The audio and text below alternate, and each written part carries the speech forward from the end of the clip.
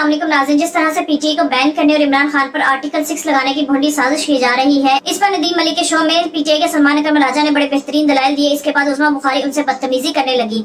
फिर सलमान अकरम राजा ने भी उन्हें मुंह तोड़ जवाब दिए और उनकी बोलती बंद कर दी। आइए पहले उनकी गुफ्तगू सुनते हैं, फिर इस पर बात करते हैं। उस्मा बीबी आपकी तरफ आ रहा हूँ। ये सारे साथी एक तस्दीक कर रहे हैं, सलमान राजा साहब भी कह रहे हैं, और वो सारों का एक जो जोर वाला लफ्ज़ है ना, वो है पुरअमन एहतजाज। तो पुरअमन एहतजाज तो आप भी कर सकते हैं, कोई भी कर सकता है। इसके ऊपर क्या पार्टी बैन होनी चाहिए, आर्टिकल 6 लगना चाहिए? अगर वो वाकई पुरअमन होता तो ना ये बात हो रही होती, ना बगावत की होती, ना किसी पाबंदी की होती, लेकिन वो नहीं हुआ ना। बाकायदा निकाले जाने के बाद उन्होंने एक पूरी कैंपेन की, वो हर मुख्तलिफ 80 के करीब उन्होंने जलसे किए, 2 लॉन्ग मार्च किए, जिसके अंदर इस्लामाबाद को आग लगाना भी शामिल है। वो फिर मीर जाफ़र, मीर सादिक, फिर चौकीदार, इनको छोड़ेंगे नहीं लोग, ये बाहर निकल नहीं पाएंगे, इनके बच्चों की शादियां नहीं होंगी। सो पेट्रोल बम चले, पुलिस के ऊपर अटैक्स हुए, पुलिस की गाड़ियां तोड़ी गईं, और फिर वो एक मासूमा और मजलूमा को भी कुछ दिन पहले जो है वो बहुत मासूमियत और मजलूमियत के साथ जो है वो रिहाई दी गई है, उसको लीडर बनाया गया। करने का फैसला हुकूमत ने पाकिस्तान तहरीक इंसाफ को बैन करने का फैसला कर लिया इन्हीं इकदामात की बिना पर। कि मलिक साहब ऑप्शन क्या है हमारे पास? अब ये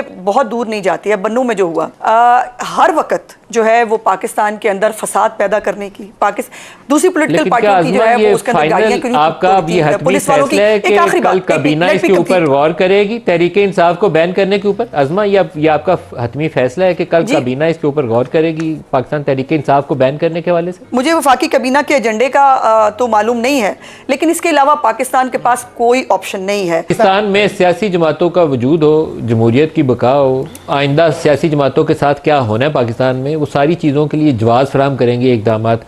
तो आप तो लॉ के एक्सपर्ट भी हैं और सियासतदान भी हैं, तो आप क्या ओपिनियन देते हैं कि क्या वे फॉरवर्ड क्या होना चाहिए? कोई ऐसा रास्ता नहीं है कि टकराव के बगैर आगे चला जा सके? जी, मेरी नज़र में तो बिल्कुल है, और ये तमाम बचकाना सोच है, पार्टी को बैन कर देंगे। कोई सुप्रीम कोर्ट मेरी नज़र में ऐसा नहीं करेगा। पाकिस्तानियत का जो हमारा तसव्वुर है उसके वस्त में खड़ी हुई जमात है, ना ये लिसानी जमात है, ना मसलक से मुंसलिक कोई जमात है।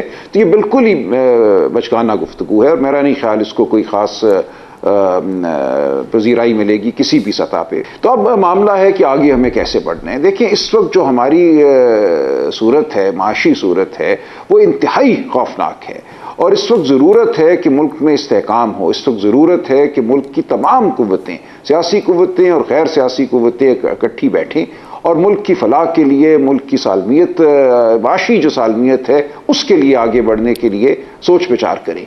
ये वक्त नहीं है तशद्दुद का, सख्तगिरी का, कि आप पार्टियों को बंद करें, दफ्तर पे हमला करें, लोगों को उठाएं, मार पीट करें, लोग गुमशुदा हो जाएं।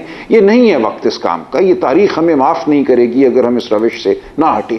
अज़मा बीबी, जो आज मरियम नवाज़ के बयानात हैं, फिर तारड़ के जो बयानात हैं, और कुछ ख्वाजा आसिफ ने भी इस पर बयान दिए, उससे तो इस बात को, इस तासुर को तक़वियत मिलती है कि हुकूमत की इंटेंट है कि एटलीस्ट इसके ऊपर या तो तहरीक इंसाफ के ऊपर दबाव रखा जाए इस तरीके से, बैन का बार बार कह के, या कर गुजरा जाए। ये मालूम नहीं है कि करना एक सियासी जमात के लिए डूएबल ऑप्शन होती है या नहीं होती। मेरे ख्याल में नहीं होनी चाहिए ये ऑप्शन, क्योंकि सियासी जमात अपने लिए एक फंदा तैयार कर रही होती है, लेकिन आपकी जमात की इंटेंट नज़र आती है इस मामले में। कौन डिसएग्री कर सकता है कि किसी पॉलिटिकल पार्टी को कभी बैन नहीं होना चाहिए, लेकिन दूसरी तरफ आप देखें तो सही पॉलिटिकल पार्टी है ही नहीं ना। मुझे ये बता दें कि ये मुल्क के ख़िलाफ़ IMF को, जहाँ पाकिस्तान डिफ़ॉल्ट के दहाने पे आप छोड़ के आप चले जाएं, वहाँ पर उसके बाद आप ये बाज ना आएँ, आप IMF को ख़त लिखें अपने जो है वो वज़ीरों से, आप उनको लेटर लिखाएं कि पाकिस्तान को जो है वो किस्त नहीं मिलनी चाहिए। वही अमेरिका जिससे आज़ादी लेनी थी उन्होंने, जो मैं बात पूरी कर लूँ जी,